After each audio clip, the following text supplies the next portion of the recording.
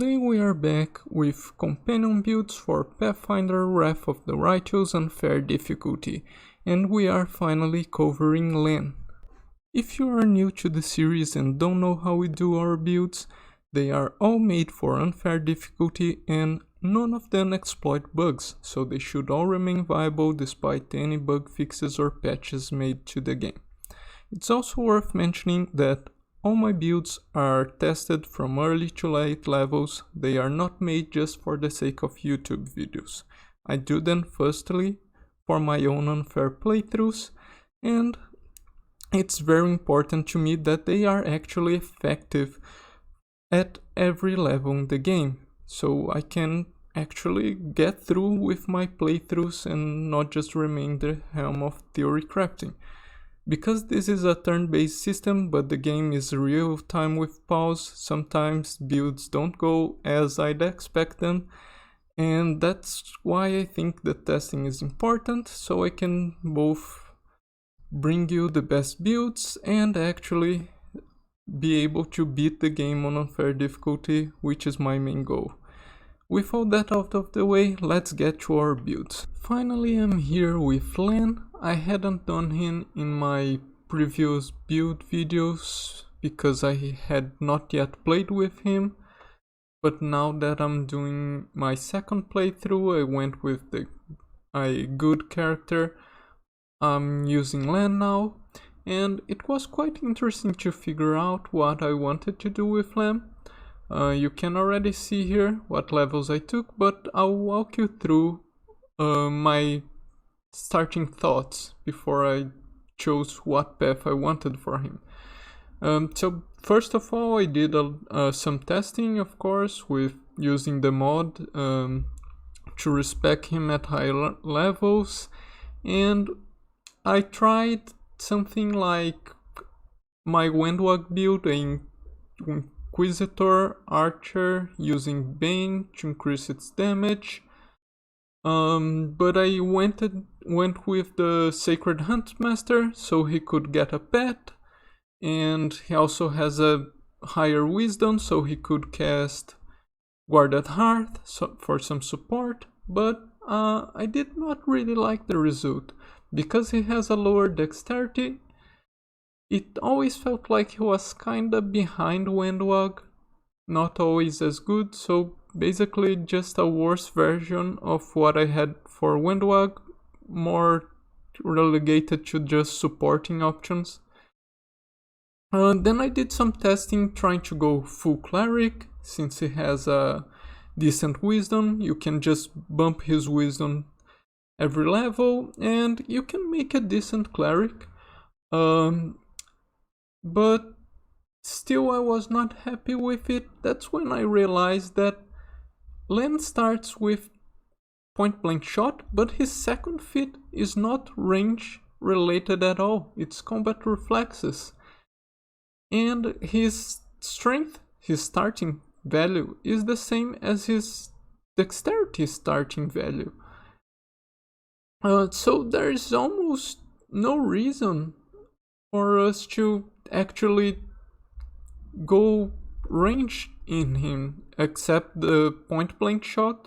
I mean, he also has the flurry of blows from Zen Archer, but yeah, on a regular ranged build you would usually get rapid shot, so it's like he has an extra feat at level 1, but there are not that many reasons to go ranged, especially because melee damage dealers usually deal a lot more damage, and because you can get benefits from outflank much earlier, you don't have to wait for the snapshot fit line, you also hit more reliably, you are able to charge to increase your chances of hitting. So at the end of the day, I think Lann just does better as a melee character on unfair difficulty. Even if you still want to go for a cleric, I still would advise you to just do a melee build for him. At later levels you can mount him on your animal companion and use Spirited Charge to do some nice damage. And yeah, I didn't go cleric as you can see, but I'll let's get to the build. I'll walk you through the first few levels here. So for our first level up, we went straight for Inquisitor. In Inquisitor we took a pet. I chose the Boar, because we can ride it later, and it's the second best for early game behind the Leopard. So I took a Boar here, and we can cast True Strike. So yeah, Inquisitor is just a very strong option for early game. You just equip a glaive, use True Strike, and let your animal companion tank. If you saw my Windwag build video, this one is very similar to that early game, only difference being we don't get martial weapon proficiency until level 3, so for now we have to do with a longsword, so our damage is a bit lower, but Animal Companion is still bringing huge value, and even though it's not a Leopard, it's enough for tanking. Maybe you need 1 or 2 more reloads than usual, but it's the same thing. True Strike, hit enemies, let Animal Companion do the tanking. Just 2 True Strikes like Windwag, so you can't take enemies on your own, but you can still do decent damage and contribute to the party. Then second level we keep going Inquisitor, but at third level we already go for another class in Fighter, Mutation Warrior. In Fighter we take Weapon Focus Falchion, and at level 3 we also take Boon Companion. Then at level 4 we are back again into Inquisitor. This way we can take as a extra teamwork feat Outflank. If we went the first 3 levels into Inquisitor, we wouldn't be able to take Outflank, but because of the Fighter we are. Then after that we are done with Inquisitor levels and we take 2 more Fighter levels. At level 5 we take Dazzling Display as Fighter bonus feat and Power Attack as a regular feat. Power Attack is useful here because you are mostly at this point of the game using True Strike to get your hits in, and Power Attack is just more damage. Then we go for Fighter until we get Mutagen, and after that we go full Cavalier levels. We take Gendarme because we have more extra feats this way, and at our first Gendarme level we take Mounted Combat in anticipation for when our Boar gets to a large size so we can mount him, and soon after we take Shatter Defenses. We of course take Animal Companion Continue here, so it keeps leveling, and the order, we choose Order of the Sword, mostly because of the 8th level Mounted Mastery, which allows us to add our mount strength to the damage roll when we charge. So we keep going Gendarme, we take Spirited Charge, then we take Improved Critical Falchion here, and we start going for the cleave line here in our regular feats, just until we get Cleaving Finish. On our Gendarme levels we take Seize the Moment, so now we can benefit from attack of opportunities with the help of our ranged companions, not only melees. Then because of the Mighty Charge we start going for the Bull Rush line. First we take Bull Rush, later Greater Bull Rush. Then we go for Improved Initiative, and for our last 2 feats we take some Teamwork feats. Since we share them with our Animal Companion, they are quite easy to trigger, especially because we are always mounted on our Animal Companion at this point. So we take Precise Strike here, and at 19 we take Shake It Off, some bonus to both us and our Animal Companion saving throws. At last level in Gendarme we don't get much, so you could try and go something else, but I don't think there's much point in it. You can go Inquisitor for second level spells and more spell slots, but that's not that big of a deal, so I just went Gendarme on our 20th level. Now let's take a look at our Mythic ranks.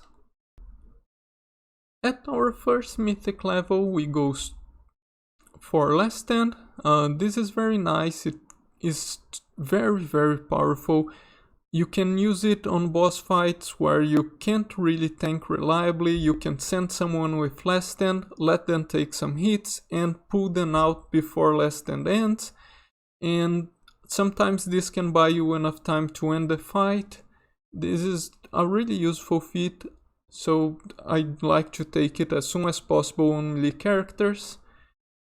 Then we go for Leading Strike. Since we will be charging to battle, Leading Strike is a nice bonus to damage.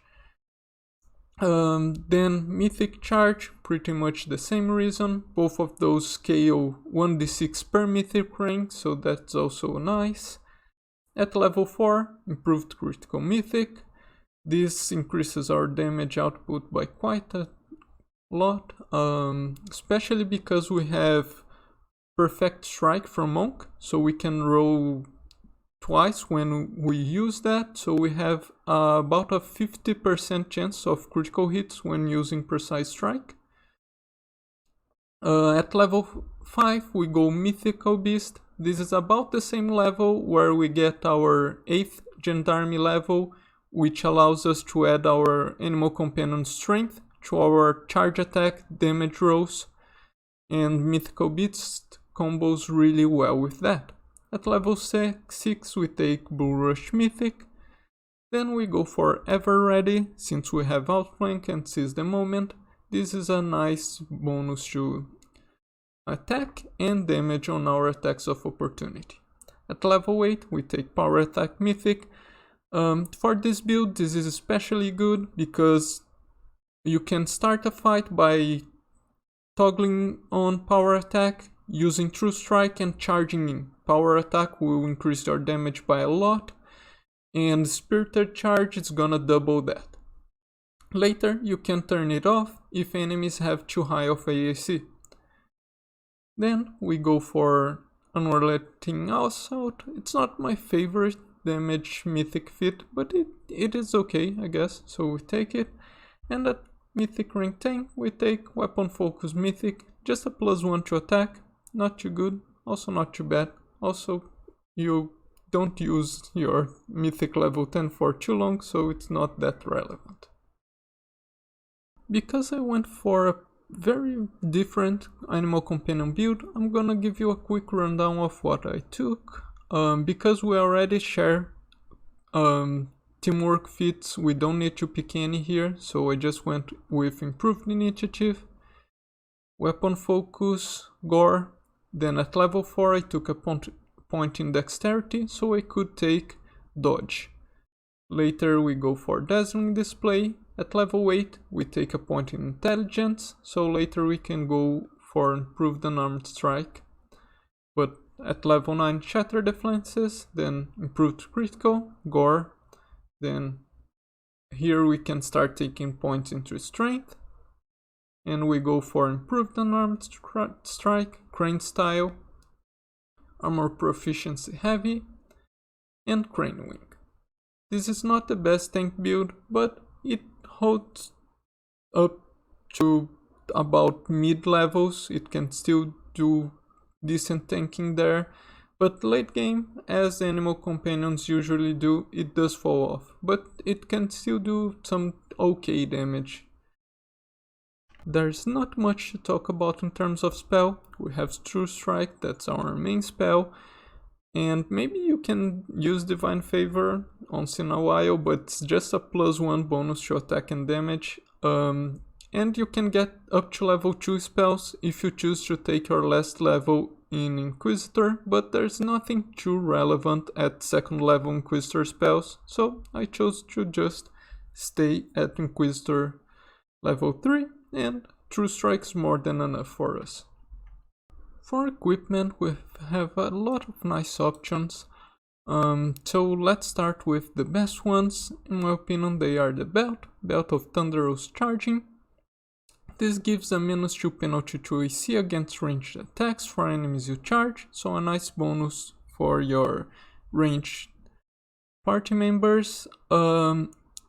It also gives a +2 bonus on Bull Rush and overrun maneuvers. We can use Bull Rush as a free action, and also a +6 to Strength, which is very welcome for us.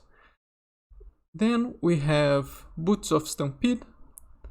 We add our athletic ranks to damage roll, so it's very important in this build that you take full ranks in athletic. This way when you charge, you add a 20 damage to your damage rolls.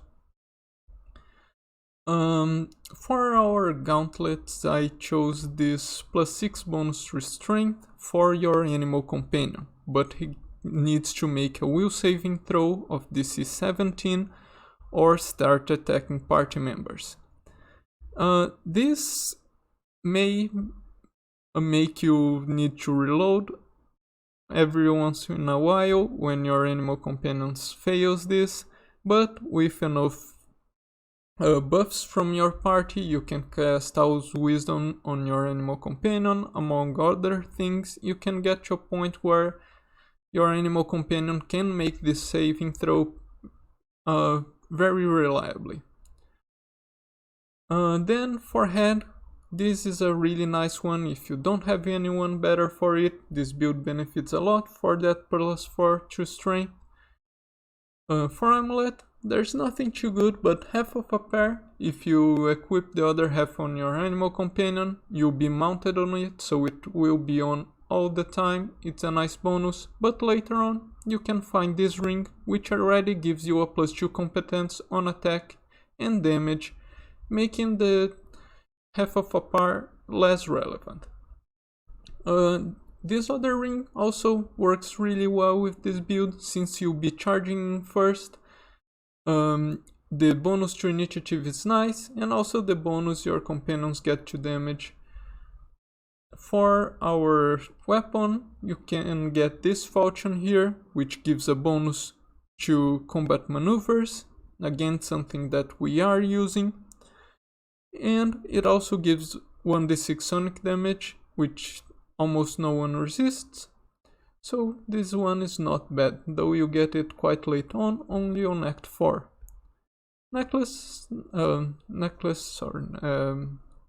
Glasses, nothing special, just a +1 to attack and damage. And if you have no one better to equip Crimson Banner on, it's an extremely powerful item and goes well on this build. The armor is nothing special, just something to make him look good. I think this one I only got on Act 5, but it doesn't even matter, you can just put in whatever. And cape is just a resistance bonus. And for equipment, I'm using here a Amulet of Might Fists. I think the highest one the game is 4, never found a 5. Royal Guard's Barding, this is really nice, +10d6 additional damage on charge attacks. Clutch of Corruption, a bonus to strength. Constitution for more HP, as well as something that can give vulnerability to unholy damage, which combos with unholy kidney pads, +2d6 unholy damage with natural attacks. And just a resistant cloak. Remember, we really want our will save as high as possible, so we can make the 17th save from Lann's gauntlets. Now for a quick look at late game combat. I don't want the video to drag for too long, so let's just take a look at our charge attack. Soziel is here with Frightful Aspect to provide shaken for us, and here we go. Let's see our hits. Okay, so our animal companion comes in with a nice 87. Then we hit a critical. It looks like with the patch, Spirited Charge is broken, because even though this was a charge attack, as you can see, Cavalier charge, everything says it's a charge attack, but Spirited Charge did not trigger. Spirited Charge should have doubled our damage. So this should have been over 400 damage, doubling this one 164, then plus 77 should have been a lot more damage. I don't know if this patch broke the Spirited Charge, but we are mounted, we are using a melee weapon, it should have triggered. Okay, so let's take a look at what still works in patch 1.1. Here we trigger our Bull Rush maneuver, we get for free on charge attacks. It passes, then we push her, and then we make an attack of opportunity, and so does our animal companion.